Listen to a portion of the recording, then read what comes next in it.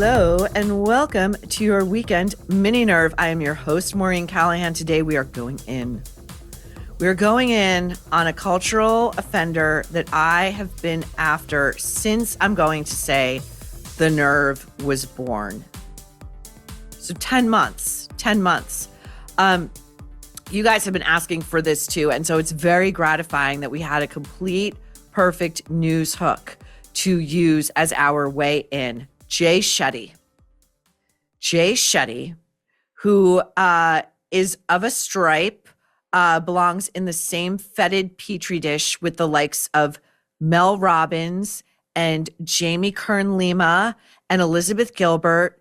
And yes, Oprah Winfrey, godmother of this freak show. This complete bastardization of any kind of quest for self-improvement, self-knowledge, knowledge greater than the self, and quite frankly, a turning away from, traditional ideas of what spirituality is to worship people like him. Oh, and also give him all your money. Now, Jay Shetty says he was a monk, thinks like a monk, lives like a monk, but he doesn't live like a monk. Okay, so listen. He's got a podcast. He's got, as far as I can tell, an MLM, a multi-level marketing scheme. He's making millions of dollars. He's got a lot of celebrity friends and a lot of celebrity fans and worshipers. And I think he's full of shit.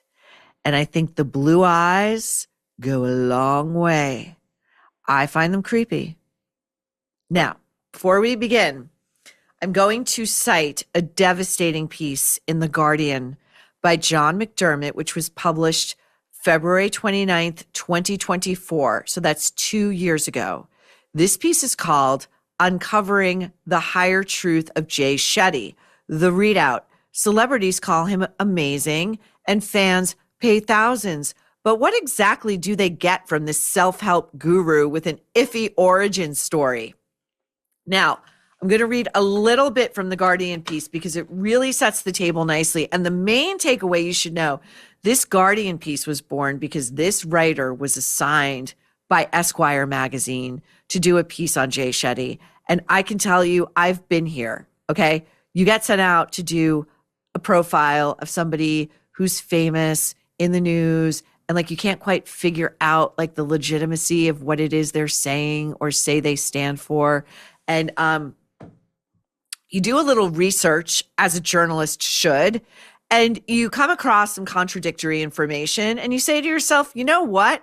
I should ask about these contradictions because what else are we doing here? So in this piece in The Guardian, the writer says that, yeah, Esquire didn't want to run his piece because this is how the media industrial complex works. Everybody rubs everybody else's back so everybody can get as many advertising dollars as they can and as much access as they can, and nobody's an enemy. And this is why mainstream journalism is dead and nobody reads Vanity Fair anymore or anything really anymore. And the New York Times Magazine is coming in for it because this is our way in. So anyway, over to The Guardian we go, where this expose runs. August 2022.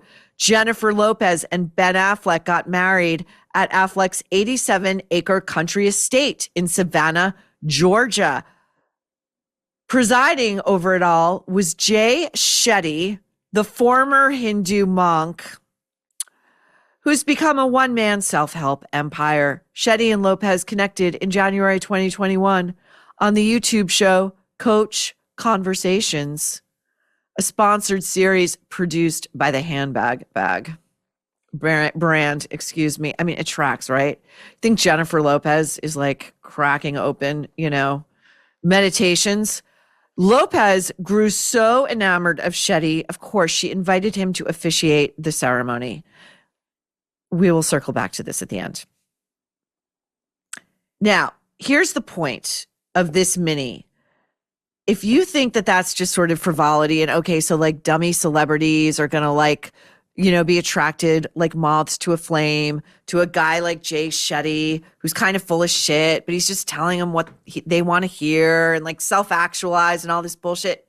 And what's the harm, really? What's the harm? Well, as noted in The Guardian, in June 2023, Jay Shetty attended a White House state dinner for the Indian Prime Minister. 2 months later, he sat down with Joe Biden for an exclusive interview about the administration's mental health initiatives. So this stuff is poison, and it works its way up to the highest levels of government, the highest levels of power, and the highest levels of cultural and commercial influence. And this is why it must be stopped. It must be stopped. Following again from the Guardian piece, I began researching and found multiple allegations of Shetty using people's content without consent or attribution. We are going to show you a couple of spicy little clips. This article goes on to say, is the result of investigating those claims and interviewing dozens of people, including high-ranking members of ISKCON, which is the sect of Hinduism and monkism that Jay Shetty says he studied. And look at this guy. First of all, he's definitely had a lot of work done. Right now, his hairline, when you see him in this New York Times piece, I'm just going to do some quick little adjusting. The hairline is down to here. Okay. I'm just saying, if you're a monk and you're really up on the level of like, I'm on a higher plane, look at this. Look at this bullshit. Look at it. Are you searching for makeup that gives your skin a healthier and more radiant look? Try Jones Road Beauty's Miracle Balm. It enhances instead of masking, giving you that effortless, natural, your skin but better glow in under 60 seconds. You can use it as blush, bronzer, highlighter, even lip tint. No brushes, just your fingers and go. It's perfect for busy mornings, post-workout, or travel. Plus, it's clean and high-performing. It's packed with skin-loving ingredients. No phthalates, sulfates, petroleum, PEGs, cyclic silicones, EDTA, or BPA, basically anything you can't pronounce or don't know the meaning of. If you want makeup that brings out your natural glow instead of hiding it, Jones Road is the way to go. For a limited time, our listeners are getting a free shimmer face oil on their first purchase when they use code NERVE at checkout. Just head to jonesroadbeauty.com and use code NERVE at checkout. After you purchase, they're going to ask where you heard about them. Please support our show. Tell them you're a troublemaker and the Nerve sent you. We're going to begin with Nicole Arbor, a YouTuber. This is from August 2019. The video's title, pithy, I like it. Jay Shetty is full of shit. Here we go. He's full of shit. Jay Shetty is full of shit. He's 100% full of shit and stole every single thing his career is based off. Dear Jay Shetty.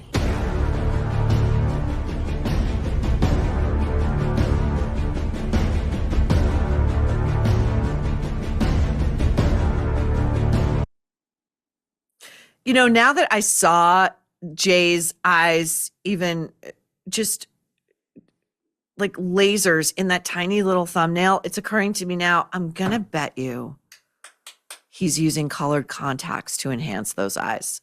It's just a theory, but they're just way too blue. They're just boring into you. Like they're a weapon. I think he weaponizes those eyes to literally be like, I see into you.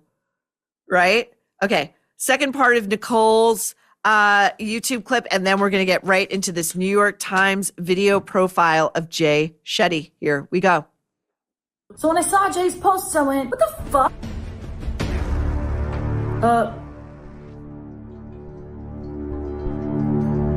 And that was a meme that I posted on Pinterest in like 2010.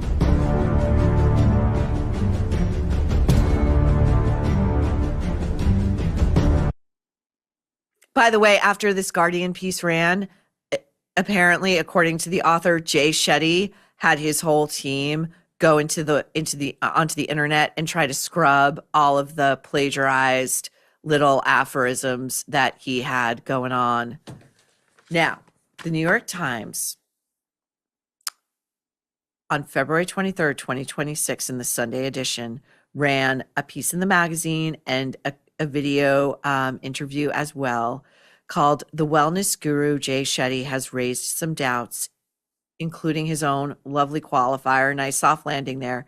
The interviewer is David Marchese. Now, I mentioned this because we're going to see David Marchese here, and David Marchese always gets that front of the book New York Times Magazine Q&A with prominent people in the news, and that is posited as, always framed as, probably like the most adversarial celebrity profile you're going to get in all of the Sunday New York Times. Like, I'm not talking politicians, I'm not talking like, otherwise, what they would consider real journalism over at the Times. But this is supposed to be a real back and forth and a real, you say this, other people say that, you say this, like the evidence doesn't support that.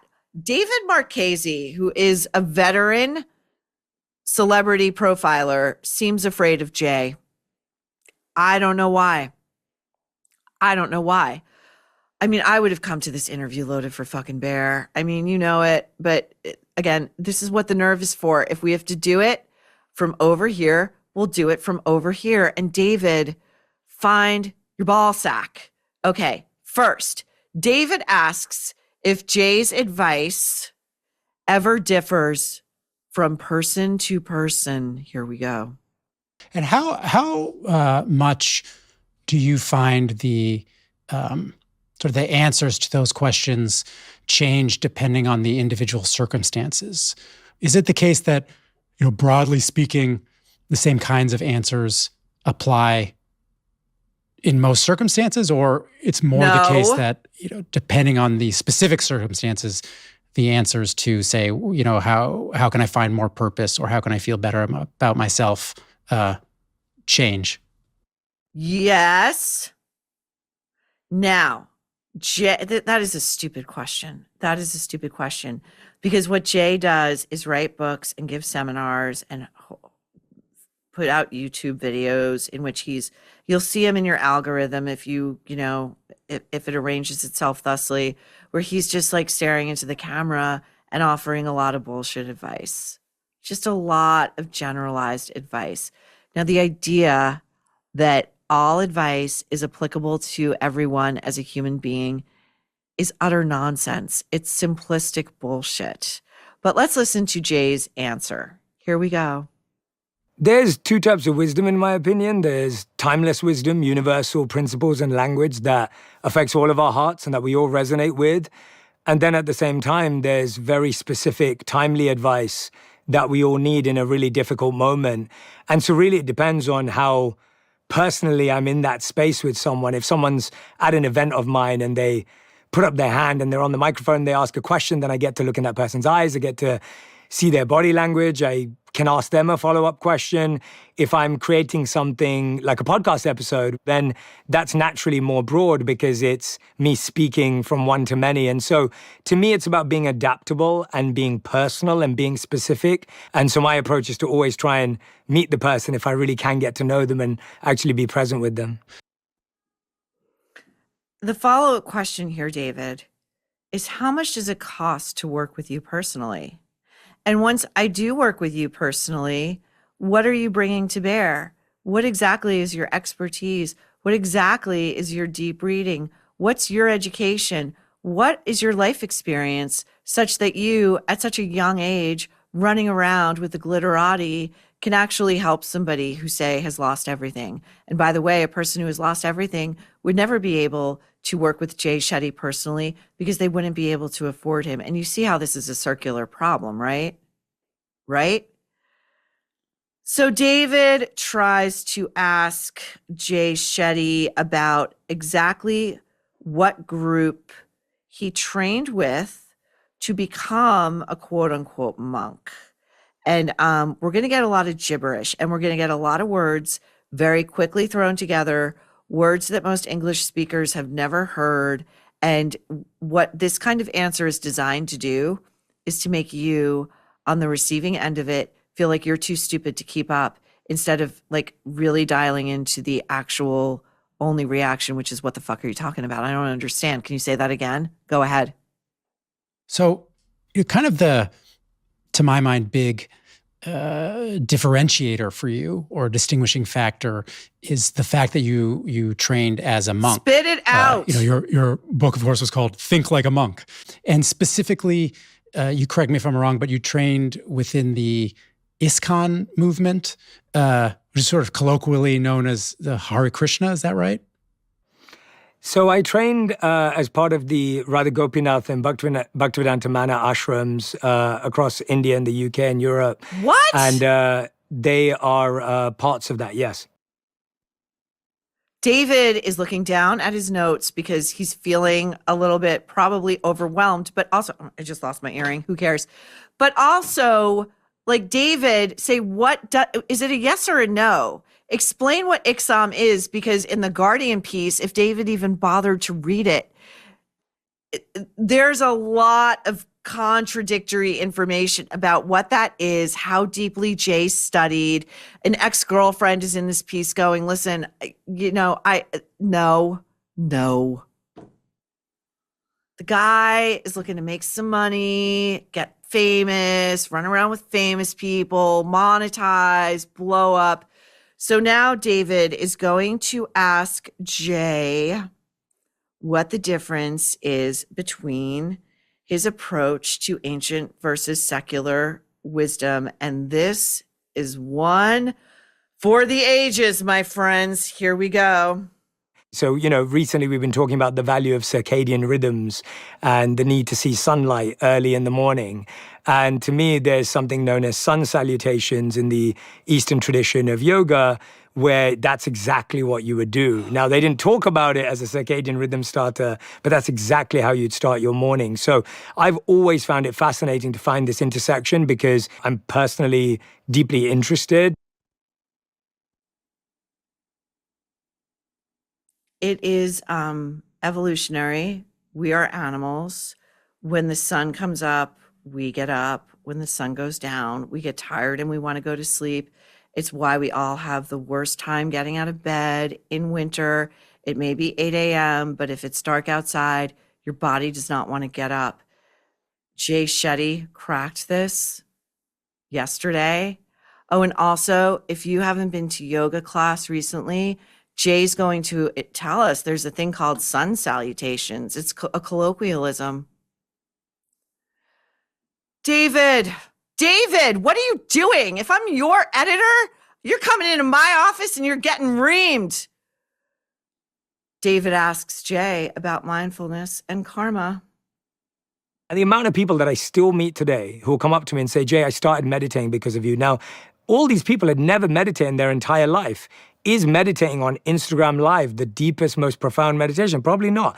But if that's their starting point, if that's the connection point, then what a beautiful thing that people have gone on to travel and maybe go on a meditation retreat and maybe do more with their own life with whichever teachers or practices that they love. I think, to me, it's almost like it's a good thing.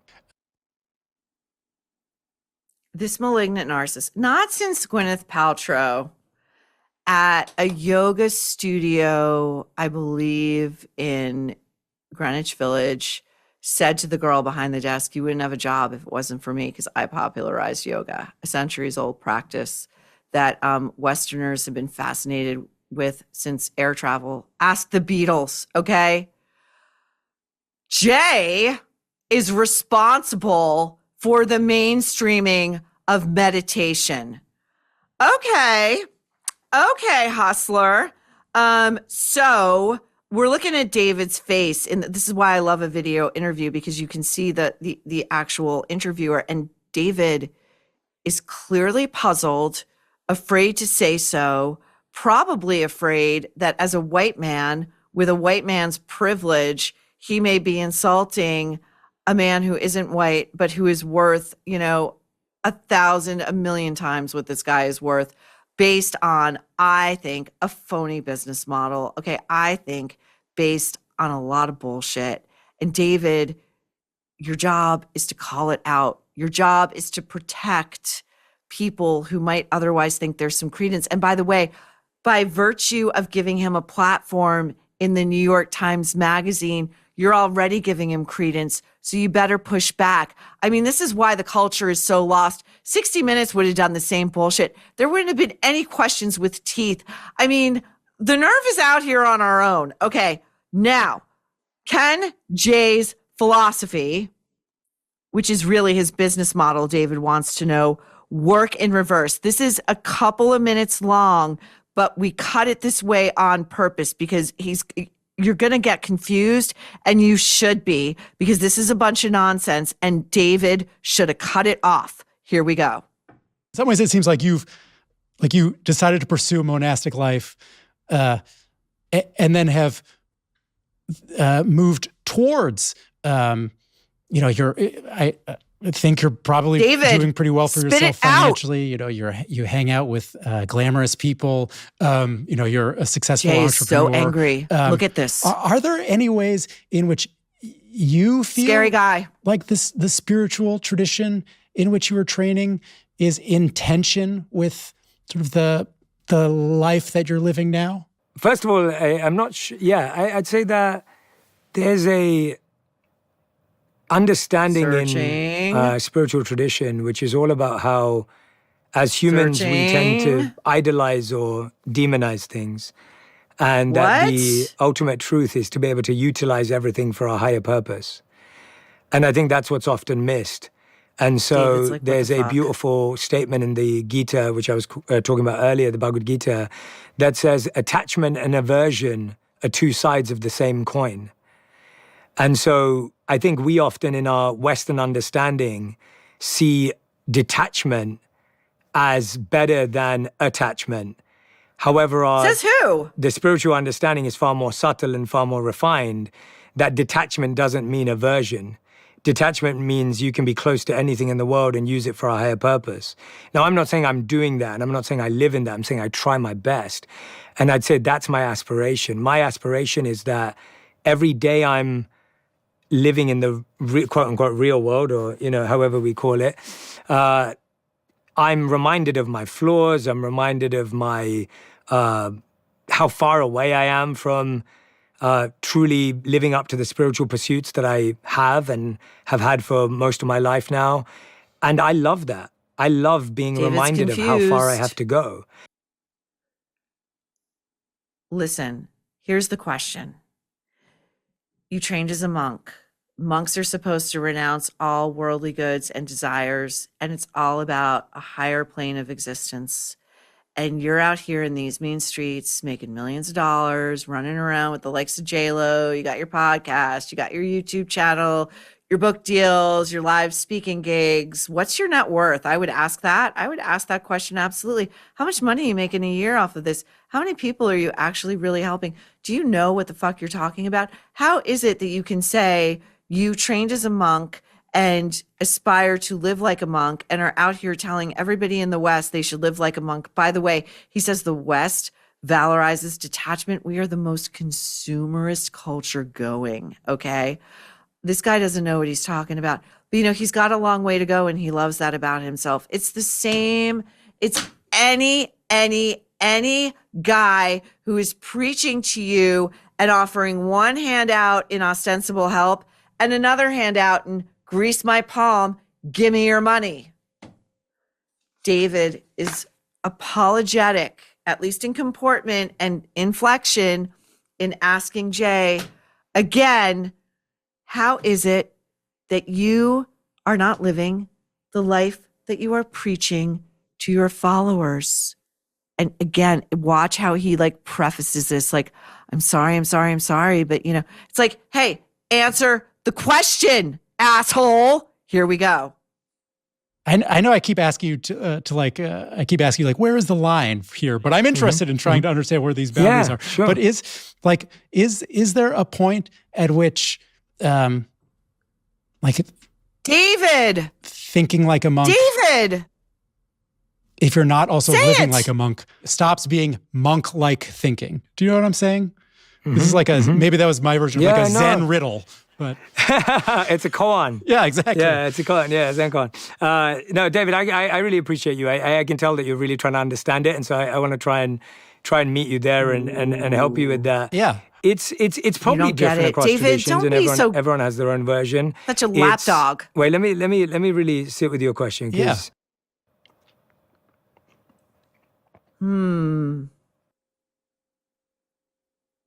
Jay doesn't know the answer. Jay can't come up with a real legitimate answer to finally a question that David does manage to frame in a simple way, spitting it out, though he may be.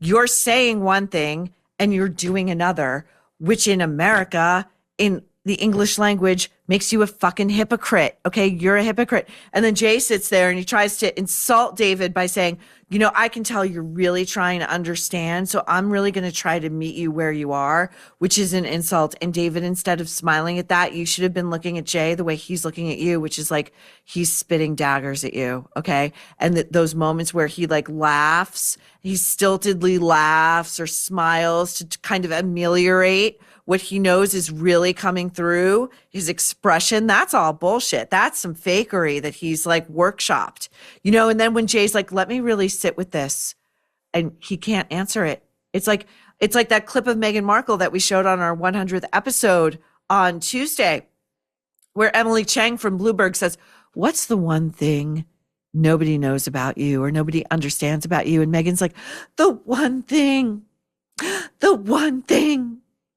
Oh gosh, let me think. That is an inauthentic person. Now, the final question for this mini, and trust me, this is only half of the David Marchese interview. We could go on with this, and if you guys want us to, we will revisit it for sure. David asks again, third time, listen, dude, you say you're a monk. And you teach like a monk and you think like a monk, and we should all live like monks, but you live like a baller. David, how I wish you would use those colloquialisms. Explain, Jay, explain it. Here we go. How much can you think like a monk if you're not really trying to live like a monk? That's what the question is. And my response to that, with sitting there, and thank you for repeating it, is what if thinking like a monk was the beginning of that journey, and living like a monk could end up being a potential pathway for the person who tries to do that? What? That's backwards. You know, it's like any story of any real spiritual import. It's like Jesus in the temple, throwing over the gold coins, saying you're all fucking charlatans and bullshitters and you're taking people's money for a bunch of crap. Jay Shetty is out here taking your money. And I wish, David, you know what? We could go further. But really the question is, how can you happily pocket millions of dollars from people if what you're really trying to do is just help?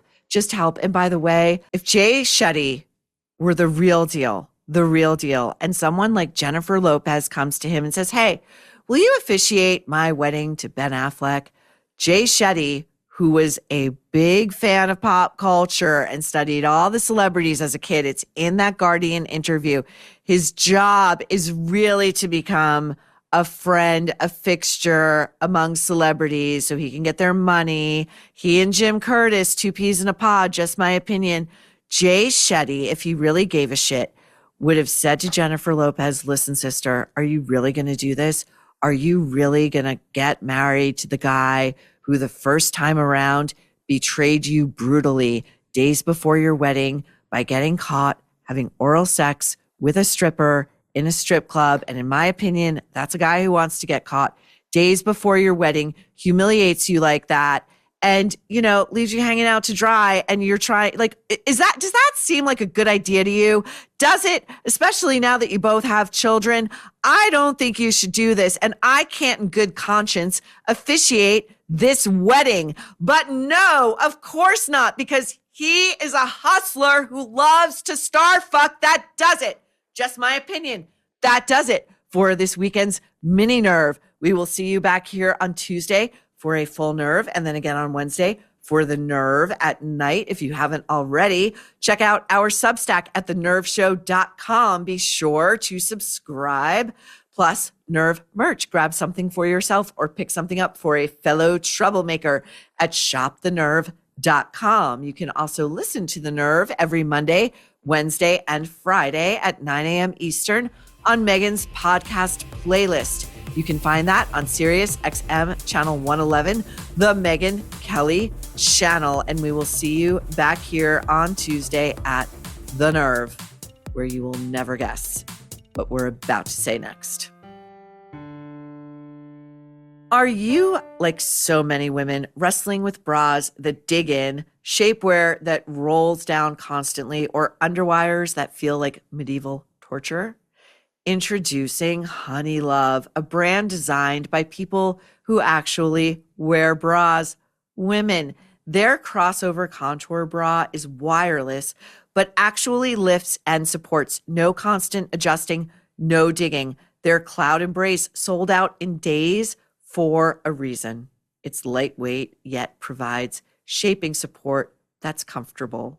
You can wear it daily under everything from blazers to dresses, and their shapewear offers targeted compression that smooths without squeezing you like a sausage. So treat yourself to the most advanced bras and shapewear on the market. Use the Nerve's exclusive link to save 20% off Honeylove at honeylove.com/nerve. That's honeylove.com/nerve. After you check out, they're going to ask, where did you hear about us? Please support our show. You are a troublemaker, and the Nerve sent you. Experience the new standard in comfort and support with Honeylove.